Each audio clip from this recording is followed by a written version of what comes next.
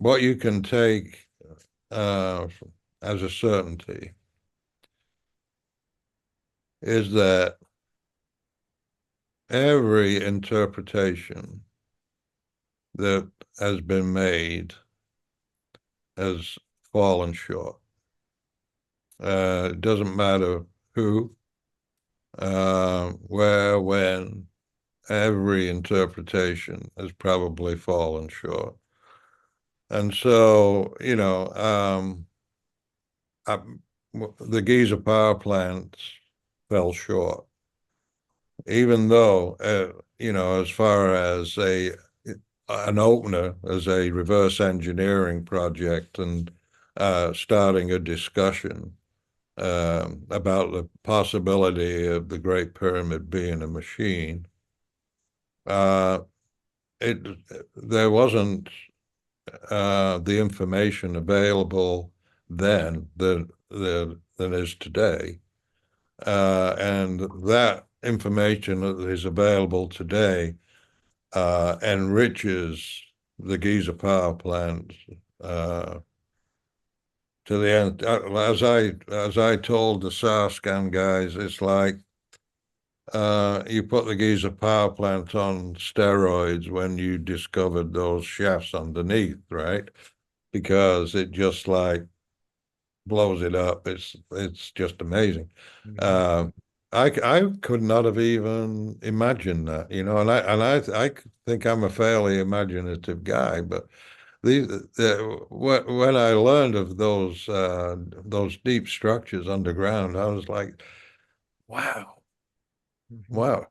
That's amazing. It's just an amazing thing. And you see that thing can be tested, We need to get physical access to those areas and be able to confirm that what has been detected remotely to confirm that they exist physically, and if they're what their dimensions are. We have received dimensions from the Italian team, but they need to be physically measured, I think, in order to confirm that.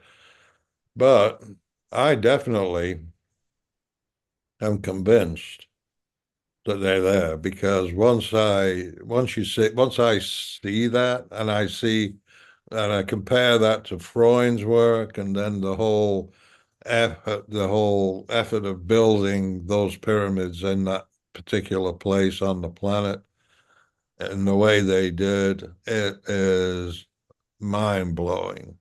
It is mind blowing. Well, hello, guys. Today I'm joined by Christopher Dunn, an engineer, researcher, and author whose work has challenged conventional views of ancient Egyptian technology and architecture. With a background in precision manufacturing and over 5 decades in engineering, Chris brings a unique technical perspective to monuments like the Great Pyramid and the Temple of Egypt. His books, including The Giza Power Plant and Lost Technologies of Ancient Egypt, explore the incredible craftsmanship and possible advanced tools used thousands of years ago. Chris, welcome to Views from Underground. It's a great pleasure to be able to speak with you. I've listened to many of your interviews actually, and I'm just finishing up your book, The Tesla Connection, the Giza Pyramid, and it's a fantastic book. Well, as I was saying to you before, it's extremely well written, very erudite, very packed with details, and it's not one of these it's books where you can just skim over. You really have to take your time with it because it's so packed full of information. Chris, how are you?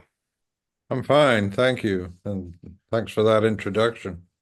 Chris, one of the things that I just want to ask you before we start is you mentioned in the book about Napoleon. And you've an interesting anecdote in there about Napoleon. He was once asked, "Did you really stay in the pyramid?" And he said that he couldn't talk about it. What was the actual story there? What happened? Well, it's kind of like I first learned of it in Tompkins' book, Secrets of the Great Pyramid, that he had. spent the night in the king's chamber, and he was shaken by the whole experience. And of course, when I was writing the book, I was doing research on that to see if there was any further information I could learn. And I came across this website. I'd have to go to the book to uh, reference it here, but essentially the writer said that according to his secretary, he never went to the Great Pyramid, and she should know because she was by his side night and day. Well, I'd say most of the days. Um, that has So it's only a myth. It never happened, really. well, that's the thing.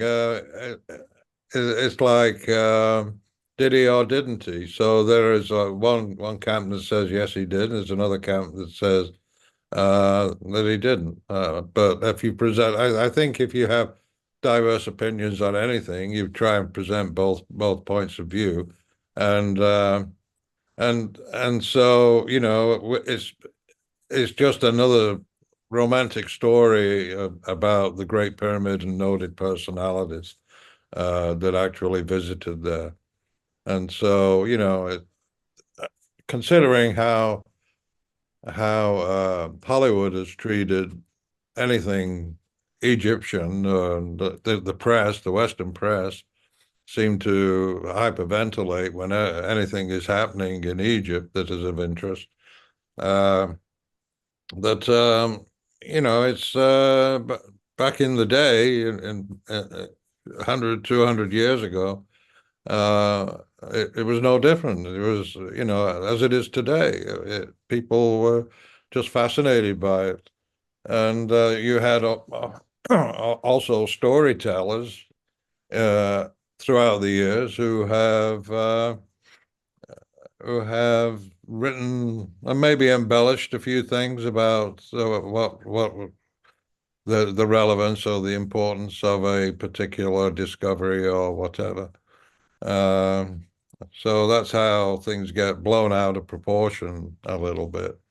But for me, whether he visited, went inside the Great Pyramid and spent the night or not is really immaterial. Um, to me, as far as the experience anybody has in, I mean, as in the Great Pyramid, I've talked to a lot of people who have spent time in the Great Pyramid, and they tell stories of unusual kind of experiences that they have. And in my book, I kind of reference the work of Friedemann, Freund, and earthquake lights, and also work that he has referred to in terms of the effects that the earthquake lights or pre-earthquake phenomenon have on humans and also animals. I mean, we know that animals kind of go crazy right before a an earthquake. But there was research performed that showed that humans also exhibit some effects through these energies that begin to shoot to the surface of the earth when the plates are under pressure. And it affects the central nervous system. And they basically did a survey around a particular event 10 days before and after the event, and there was an increase in visitation to the hospitals for various illnesses, more than normal. There was a real uptick during that period of time. So, You mentioned that in the book, actually. Yeah. yeah, I did, and I found that very interesting because there's always been a kind of like a magical uh, or some kind of esoteric and paranormal energy or experience that people have, and and and rather than just relying on something being like something magic, you might say, I was looking for real solutions and basically trying to bring it into the realm of science and physics to make it more understandable. Because a lot of times the people who express that they've had these experiences question their own sanity, and with the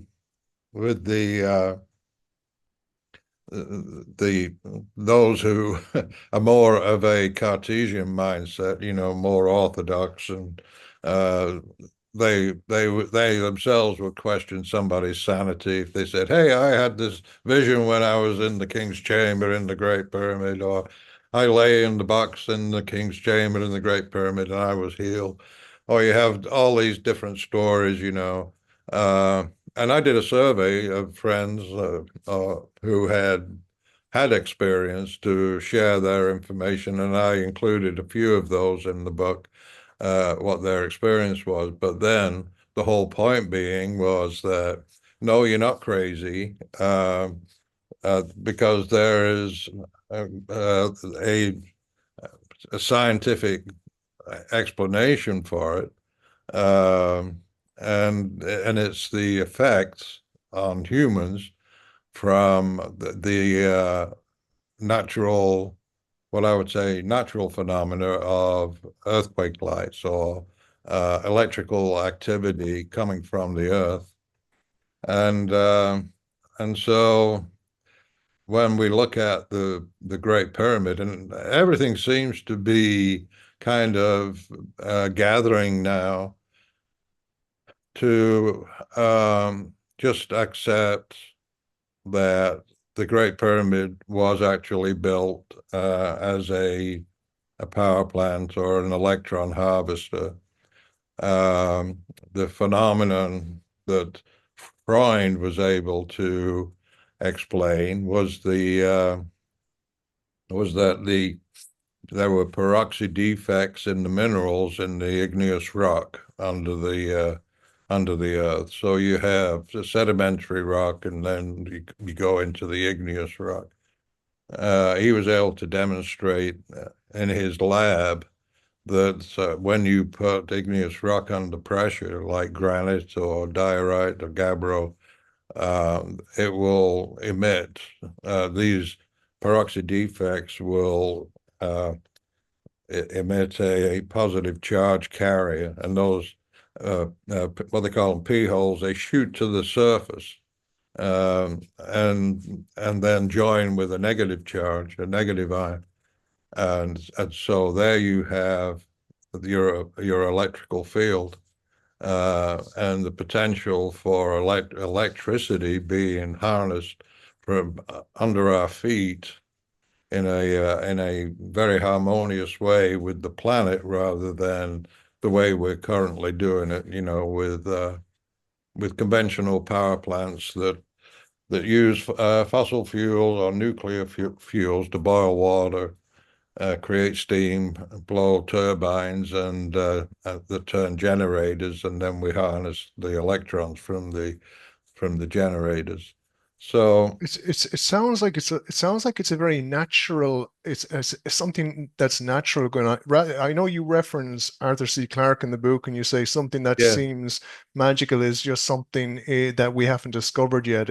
So what you're saying there, this yeah, phenomenon, going back to people who experience these things in the pyramids, there's probably a natural explanation for it. We just haven't figured it out yet. Is that yeah. what you? I think that quote from Arthur C. Clarke is a good one. That sufficiently advanced technology is indistinguishable from magic, Mhm. but we don't understand it, so we think it's magic. Um, and yeah, so that suffices for now. But fortunately, you have people born into the world who like to solve problems and look for explanations for certain phenomena. And it's kind of like when you look at these UAPs, the unidentified aerial phenomenon. they appear to be performing magical feats in the atmosphere, right? They can drop down from 80,000 feet to in a couple of seconds to sea level, and What uh, are they, Chris? What do you think they are? yeah, right. And what are they? They are sufficiently advanced technology. We don't have it. I mean, there's all kinds of. Well, you'll hear rumors of people. Oh no, we've got it figured out. They're in these black projects, and or that we've captured UFOs, back engineered them, and the government has the technology. Uh, but I take that with a grain of salt. I really don't think that we do. Um, but Do you th do you think UAPs are related to the pyramids? Do you think there's a connection there? uh, yeah, that's a good question. Um, I, I, I don't. I really can't make that connection.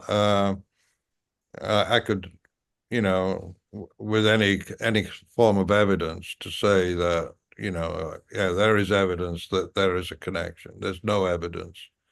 All I can say is that when I look at the Great Pyramid and the other artifacts in Egypt, I'm looking at the skeleton of a civilization.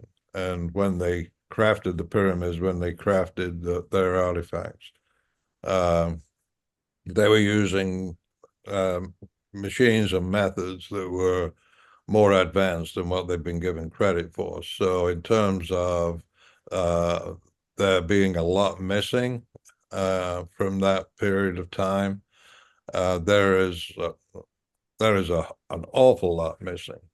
But you look at the Great Pyramid. I would say is the state of the art of their civilization. Uh, and when you compare it to the buildings, our buildings, right? It is a higher state of the art than what we do uh, Mhm. in terms of working with just stone, just the stone. Now, when you start putting everything together and to see how it will function as a power plant, then we're talking about materials that we don't know. We don't know what they were capable of, what they have. I mean, when you consider, if you look at our history and how we have adopted technologies, things become natural to us, like our cell phones, right? A little Mhm. black, those little black rectangular things we walk around with. Um, But if you would imagine that 50 years ago, it would be impossible to imagine it. Or if one showed up 50 years ago and you didn't have the infrastructure, You would think it uh, was magic. it wouldn't function, right? Hmm. Hmm. So that's the thing. It would be a little magical black rectangle, but that wouldn't work. And and so when you look at uh, things from history. I think a lot of things are misinterpreted. Certainly, their technology that they used has been grossly underestimated by our scholars. Uh, but they essentially they have people have asked me if would they have been capable of space travel, or and I would have said I wouldn't put anything past them. It's not that I can provide clear evidence that yes they did, but if suddenly a spaceship showed up and a few guys got out or women and got out and said, hey, we're descendants from the Egyptians and we built the pyramids. And I'd be like, yeah, I believe you, you know. Do you think we're anywhere nearer understanding the tools that they use to build? I heard that even to quarry the stone, even to get the stone ready would have taken 27 years, and in today's money would cost like something like 52 billion, I think it is, you said in your book. Yeah, That that is, was I've had several estimates on that, but the 27 years that was from Merle Bucker, who was the director of the Indiana Limestone Institute, and he was asked by Richard Noon, who was an author. He wrote 552,000. Richard asked him to prepare a quotation to quarry and deliver sufficient stone to build the Great Pyramid. And the response from Mel Bucker was that he would need to employ all 33 quarries in around the Bedford area. That's in southern Indiana. wow. And it would take 27 years to quarry and cut that sufficient stone. It's like almost 6 million tons of stone. How many stones are in the pyramid? There's estimated there are different estimates, but the most popular one that you hear is 2.3 million blocks of stone, Man. and they weigh from between a couple of tons to 70 tons. So, And your angle on this, Chris, your belief is that it isn't a tomb, that this is like equivalent to a giant battery. Is that well, you the think that? battery is under our feet, and that's exactly what Friedemann Freund uh, proposed was that when under pressure, the Earth turns into a giant battery. And so basically, what he's saying is that that's the source of electrons. Okay, and it's just a matter. He has no. He had no interest in the pyramids. One of my research associates, Robert Walter, actually uh, sought out Friedemann Freund, Dr. Friedemann Freund. He's a NASA physicist. He's from Germany, but he was a NASA physicist for 30 years. And he was satellite surveying the Earth, and he thought that his objective was to come up with an early warning system for earthquakes, Earthquakes, yeah. because generally these lights appeared around the hillsides right before an earthquake. So, and that's an interesting point too, when you point out that these electrons, they shoot to the surface and seek the highest point in the topography on the surface, right? And so, you say you're at the Giza Plateau and you're an electron and you're coming to the surface and you're like, okay, well, it's kind of flat here, but over here there's this pointy thing. I think I'm going to go over there, right? It's amazing that they all seem to gather at these points on the surface of the Earth. But then, so it's like, yeah, you have a giant battery under our feet, and uh, it's becoming even more apparent now and incredible. It's just absolutely mind blowing, to tell you the truth. And I can't really get it out of my head. These recent SAR scans. When I look at the Giza Plateau, it will never be the same again to me after these recent SAR scans were released, showing those structures under the pyramids. But Why so? How has that changed oh your my God, it's like the holy grail of power generation in the future, because um, they were they were not just simply um, you know driving pulses into the earth and having that pass through hundreds of meters of limestone. before hitting the igneous rock to release those electrons. They were coring out. They were going down over almost a kilometer, over 600 meters into the bedrock, which includes passing through maybe 400 meters of limestone and then another 200 meters into the granite. And these bores under the Khafre's pyramid, there was 8 of them. There's 8 of those bores, and they are 32 feet in diameter. Whoa. So 10 meters in diameter, 648 meters deep, and right through into the bedrock. I mean, they were like serious about drawing those electrons from the granite. And it's an amazing feat of engineering. But They were not put there for tombs. no, no, no. Even the Egyptians are now turning away from the whole tomb theory, and which is I'm happy to see.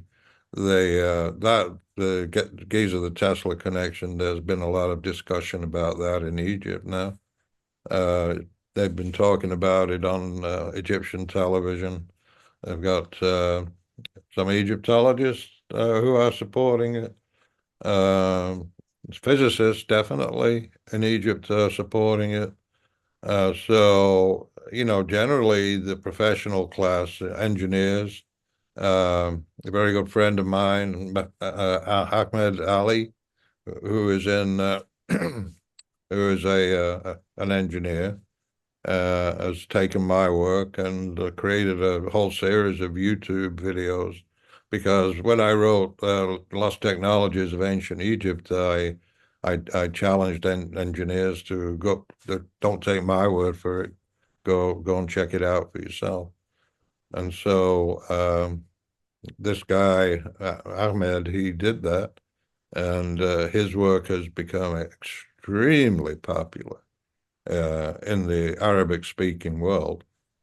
And And so, this was because he was taking your videos and he was well, translating them into Arabic and basically getting your message across. my books actually, I Mm. I don't create many YouTube videos, but he Mm. has No, yeah, he's, that's what I mean in his videos, yeah. he's read my books and actually gone out into the field and performed his own inspections just the way I did. And he's coming up with the same idea, it's the same thing. So, uh, and then he's sharing that. His videos have received millions of views in the Arabic speaking world. So, I keep pressing him. He needs to put them in English and get them out, so that the West can enjoy them. But Chris, he's very busy since he has become so popular. He's now um, become part of the Scan Pyramid mission team and other entities who are working to discover more uh, in the Great Pyramid in terms of different features like the shafts, the Queen Chamber shafts and the King's Chamber shafts. They all of these recent discoveries, like the Scan Pyramid mission that discovered that large void above the Grand Gallery, and now the SARS team um, that have discovered those structures underground. Uh, it's all actually building, and people's minds are turning around.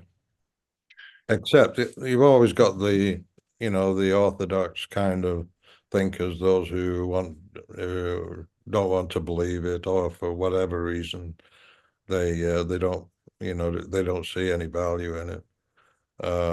But overall, the tide is turning, and the naysayers, they'll always be around.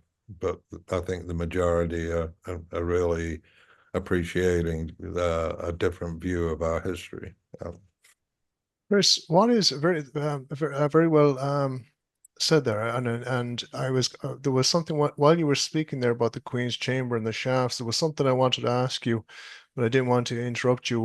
What about up in the shafts that the metal rods? What about those metal rods that were found up in the shafts? What were they? Yeah. What was their function? Well, in the Giza Power Plant, and also I updated a chapter, I had a chapter in the Tesla connection.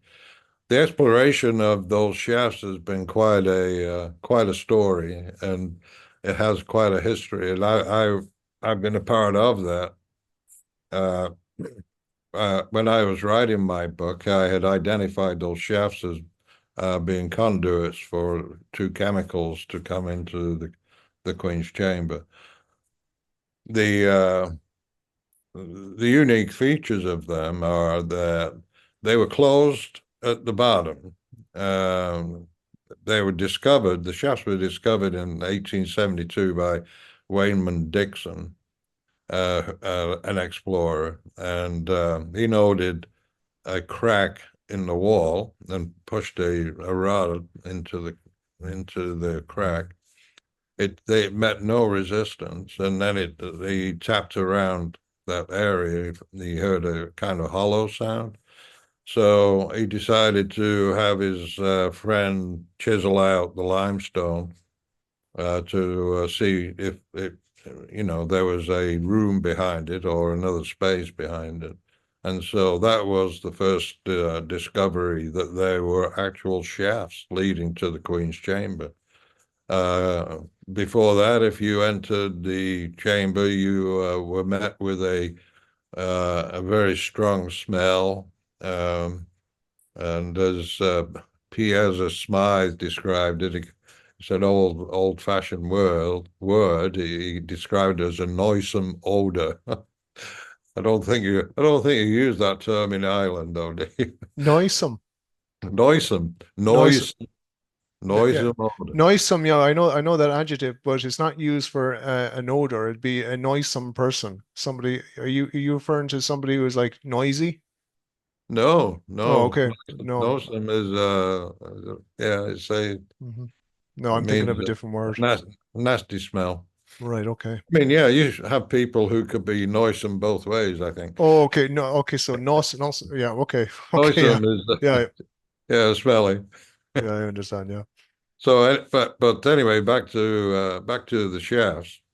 The Nobody knew where they exited. They searched around the outside of the pyramid, north and south, but they know that the shafts went back a few feet and then they turned up on an angle, similar to the shafts in the King's Chamber, and but they didn't know where they ended, and that question was resolved in 1993 when the German mission in Cairo commissioned with Rudolf Gantenbrink, who was a German robotic engineer, to clean out the shafts to improve the ventilation in the pyramid. The So Gantenbrink came in. He completed his work in the shafts in the King's Chamber because that was the place that they wanted to improve the ventilation. But he had an interest also in finding out where the Queen's Chamber shafts ended up. And so they gave him permission to send a robot up the southern shaft in the Queen's Chamber. He did that, and that's where he came and came up to a blockage in the shaft with two metal fittings coming out. And the interesting thing about those fittings is that one of them is severely eroded. They're both severely eroded, and one of them had broken off. So evidently, after they were installed, they had become eroded. Now the question is, what eroded them? Uh, when I first learned of them, I'd already had kind of a theory that they had some kind of chemical coming into the chamber from the southern shaft, and and that it basically passed through that limestone, or maybe even the crack in before it entered the chamber. So it was metered. A certain amount was metered and into the chamber. The the reason I say that is that I talked to a civil engineer who was putting in a leach field in India. I lived in Indiana, and I had 8 acres, and had just built a house. And he was doing the percolation test on the leach field. And so I said that's where he'd dig a hole, fill it with water, and then he would time the how fast or how slow the water would actually leach through the surrounding material. And so while he was out there doing that work, I went and talked to him, and I said, "Well, if you are in southern Indiana and you have, just very little topsoil, and you're into limestone bedrock, what do you do then?" And he said, "Well, the same thing." And he said, "I would, if it was just limestone that we were putting in, a leach field, I would drill a hole into the limestone, dig out the limestone, and then I would fill it with water, and I would time how fast it leached through the limestone." So basically, that answered my question in terms of this why they left that limestone. They didn't penetrate fully into the chamber with those shafts. That they basically they were passing through just a small amount rather than rushing in. And so I said, well, what would determine the feed rate then, as far as passing through 5 inches of limestone? And he said, well, you would have to maintain a certain head pressure. And so that would be the weight of the water pressing on that interface, right? The backside of the wall of the Queen's chamber, the weight of that column of chemicals pressing against the backside of the limestone would determine how much was leached through in an hour or in a particular period of time. And so then the question is, okay, so how do they know when they need to replenish that shaft? And here you have two metal fittings coming through that so-called Gantenbrink's door, and they would serve as a fluid switch. So when the chemical was covering both of those electrodes, uh, you would have you would complete the circuit. When the liquid dropped below, the circuit would open and signal the need for more fluid to be pumped in there. I mean, there's all kinds of ancillary questions and ancillary um functional devices that need to be added. Like, okay, well, what do they use to pump it up, and questions like that. Um, because we're looking at a high tech device like the Great Pyramid, but we're still saying, well, they didn't have pumps back then. Well, how do we know they didn't have pumps back then, right?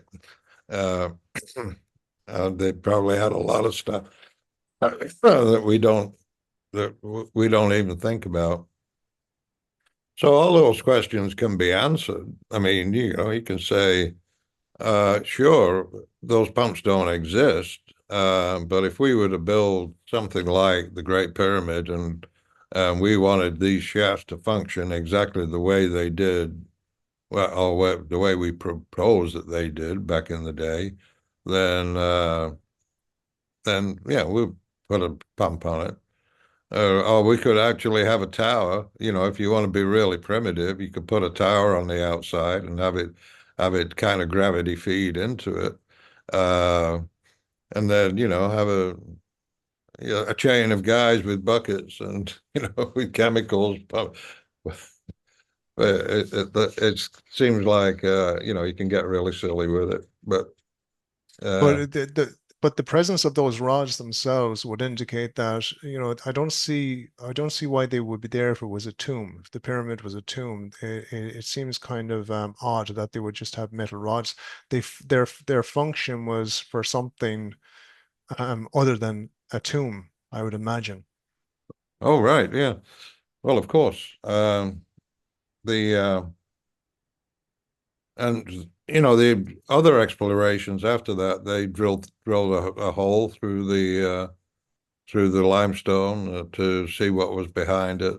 First attempt, they just looked and they saw that it was a small space, which was similar in dimension to what I drew in my book.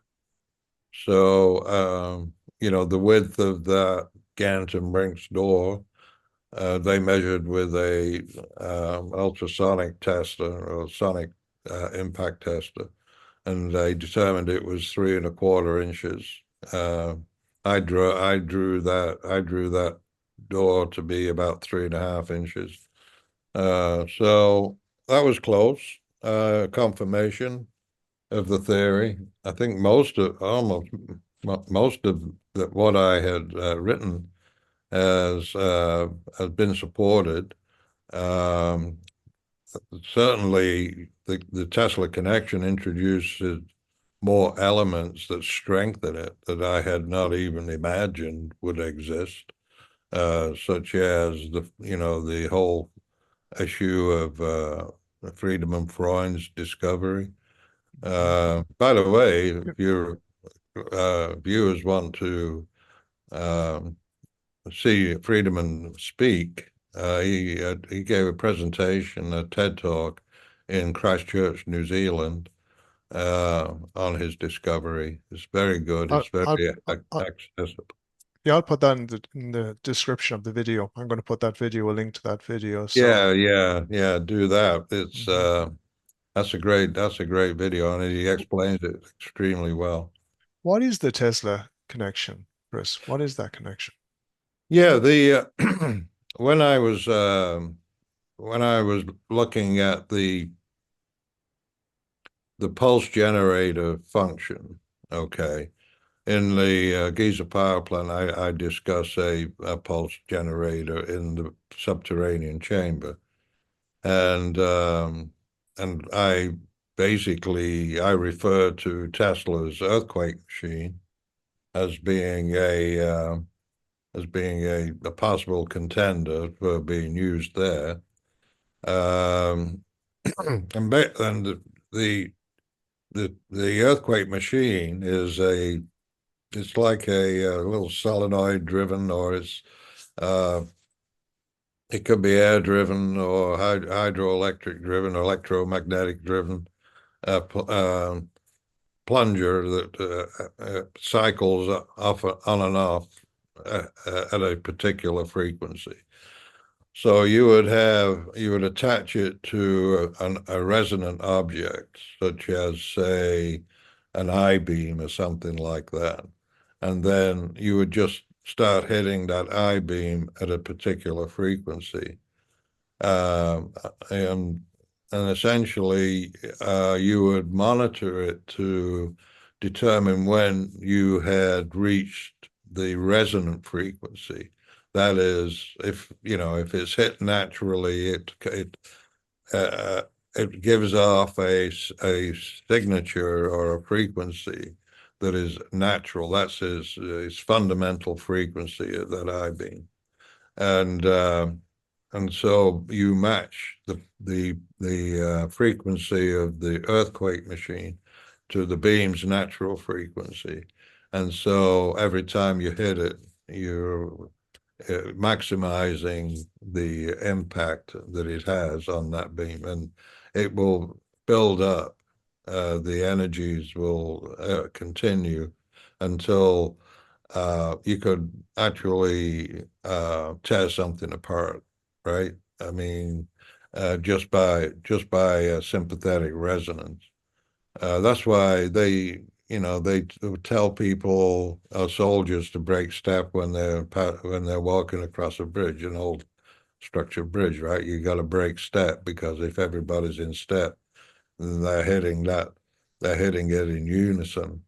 Then the energy that they're imparting becomes like a sine wave. It's up and boom, Really? boom. I didn't know that. So when soldiers are Yeah, marching over a bridge, one of them is supposed to, or a few of them are supposed to break step. That's yeah, interesting. Wow. yeah, yeah. There was I remember being at there was a Queen's Hall in Bellevue in Manchester, and they were talking, and the announcer was saying, telling people not to jump up and down uh, on the bleachers, or the the seats or the stands where they're at. Don't jump up and down, because this is an old structure, and we don't want it to shake apart.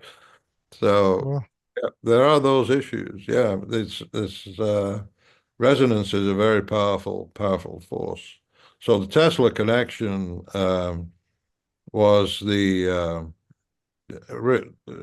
discussing the earthquake machine, and being installed in the subchamber. But then the other part of it was the his work on the wireless distribution of energy.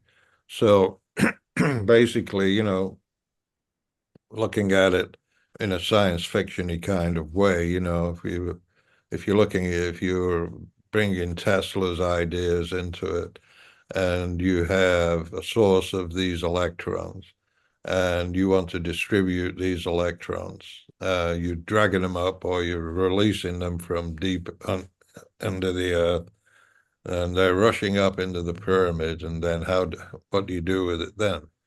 What do you do with all those electrons then? And so then, I introduced the idea of Tesla's Wardenclyffe Tower concept, which he was building in an attempt to show that you can wirelessly distribute energy. They didn't have to go through wires. And so anyway, of course, the whole conspiracy theory about Tesla and his wireless distribution of energy is that, well, this electricity will be free for people to use, and people have built all these. They've invested in these companies that have built power plants, and wire distribution over wires. Uh, and so J.P. Morgan, I think, who is his backer, pulled the plug on that, and that eventually, I think, they tore that Wardenclyffe Tower down. do you But think the do you think it's a great possibility that the future will see something like that? Are you optimistic? um, and maybe something even better. The thing is, Mike, when we are predicting what technology will look like in the future, uh, somebody in my generation or your generation, it's like, we can't possibly anticipate what future generations are going to come up with. And I remember back in the 1970s, there were trade magazines, where they were saying, well, robots are going to take over everything, right? They were introducing now computer numerical control machines, which are the precursor to computer numerical control. So they had numerical control machines and computer numerical control machines. And then this article in the trade magazine says eventually our machinists will be replaced by robots. and and their vision of that, the artist's impression, it showed a humanoid robot, right? standing on his legs and just he's cranking on a lathe, and his hands are turning the handles on the lathe, and that's their idea of how a robot operates a machine. And nothing could be further from the truth. If you look at CNC machines today, they can run unattended because all the brains of the robot is built into the machine. The machine becomes the robot. That's the difference. And so, Mhm. Sorry. go ahead. Looking at AI now, what is your opinion about AI? Do you think it's a good thing, or do you think it's something that we should be skeptical about? What's your opinion about it? Well, number one, I think you should be skeptical about everything, and I offer myself up to skepticism all the time. So, you don't take everything for granted. Uh, when you look at, the cultural shift uh, due to the rise of social media, it has probably been the most consequential technology that's ever been introduced into society because of the changes that it has brought everybody. So, in some way, AI has always been there, uh, and this is just a different version of, of technology. Uh, the power of it is, uh, I don't know. Right now, it has the potential to make people's lives a lot easier. It is also I've used it, right? And so um, it doesn't pass the Turing test. You know what the Turing test is? No, please. Yeah, the Turing test is after Alan Turing.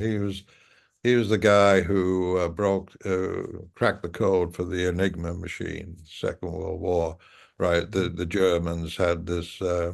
He was a code breaker, Mm-hmm. a cryptographer, mathematician, brilliant guy. And so the Turing test is where a human uh, sits at a workstation. He has a computer. He or she has a computer and is interfacing with an entity on the other side, right? And the Turing test is whether you can tell whether you can't tell if that entity on the other side is human or machine. So Right. Okay. they would simulate being a human, Hmm. right? And so my experience with AI has been that number one, it doesn't pass the Turing test, and so anything that you get from it, you got to question. And the other one was um, the AI that is interacting with you is an ambassador and a salesperson for the company that is is selling it to you, right? And so it's kind of like you have a very, very dear friend um, who will shade the truth and just to make you feel good. And so Yeah, it's not necessarily the most honest uh, program or honest technology. I It's heard one person say it's like like if you're using an AI on a regular basis, it gets used to what some of your characteristics, your way of thinking, and it comes across as a kind of like a bit as a needy girlfriend trying to please you, giving you the yeah, answers you yeah, want to hear. exactly. Yeah. Yeah, I had that same conversation. I said, it's like having a Stepford wife, except you don't get your dinner on the table at 5 o'clock, but they just want to say things to please you, and it's like I went through some research with Chat GPT, Mhm. and everything was great. Oh man, yeah, I'm good. I said, okay, now.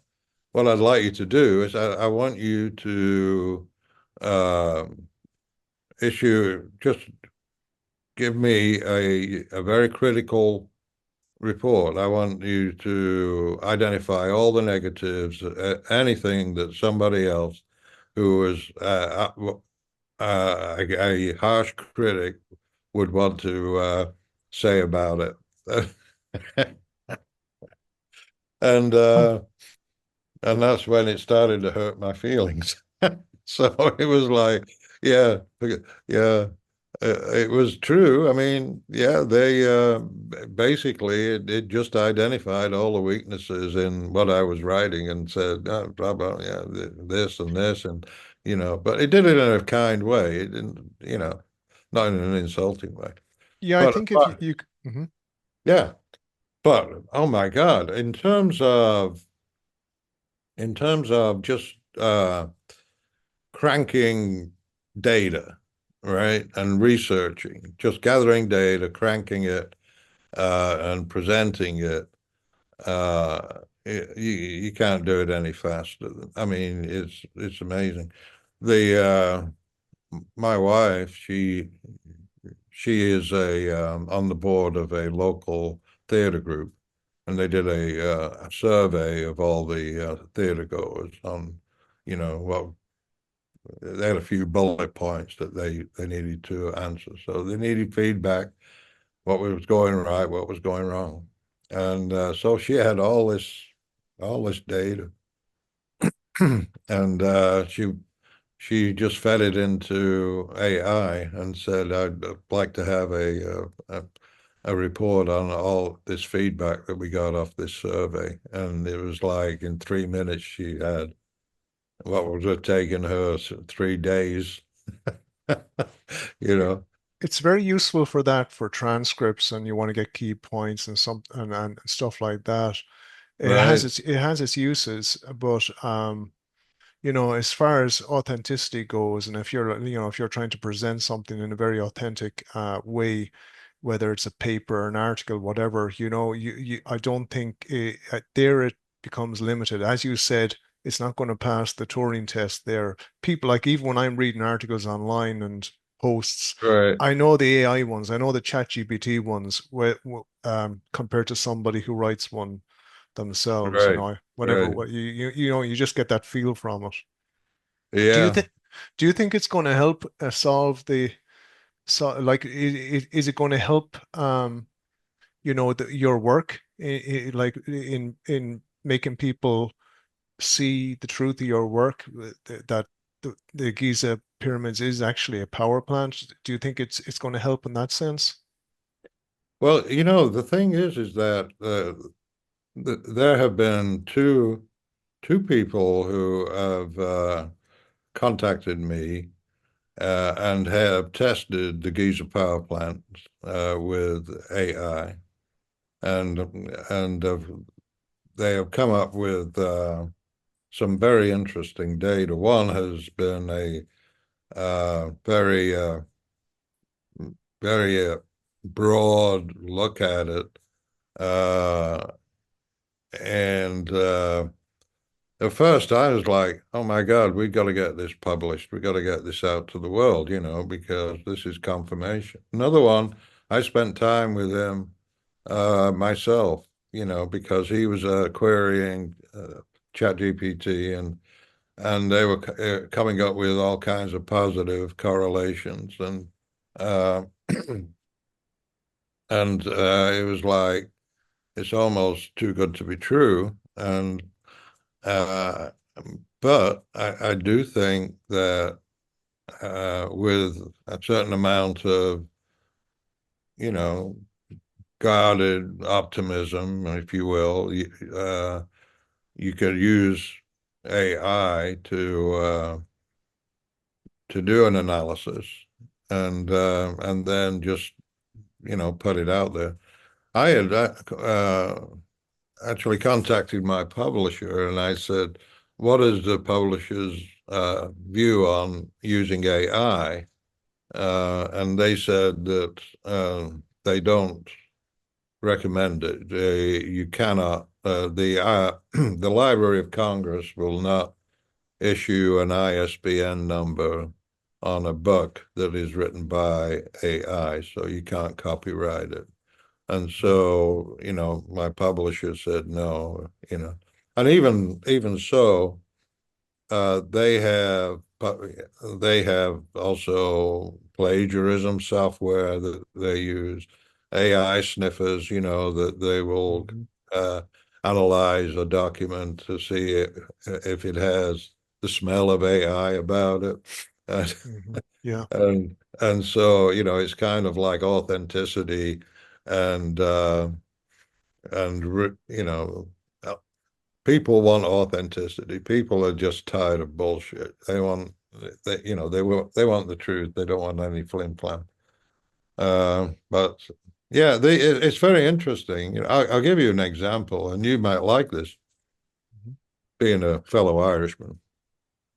So I was writing a piece, and I was telling a story about my grandfather who got a job with the Guinness factory in Belfast, right? St. James Gate. He got a job there, and his job was quality control, and he had to In, sample. in Dublin or Belfast? Oh, Dublin, right? Mhm. Was it Dublin? I thought it Dublin, was. yeah, St. James. St. Yeah, James's Gate sorry, is in Dublin, Dublin. yeah. Yeah, yeah. Okay, it's in Dublin. So anyway, so he got a job there, and there was an industrial accident, and he fell into a vat of Guinness Oh my God. and succumbed. And as I tell the story, and I said, but he got out 3 times for a pee before he finally, you know, went under for good. Okay. For a second there, I thought you were serious. Yeah.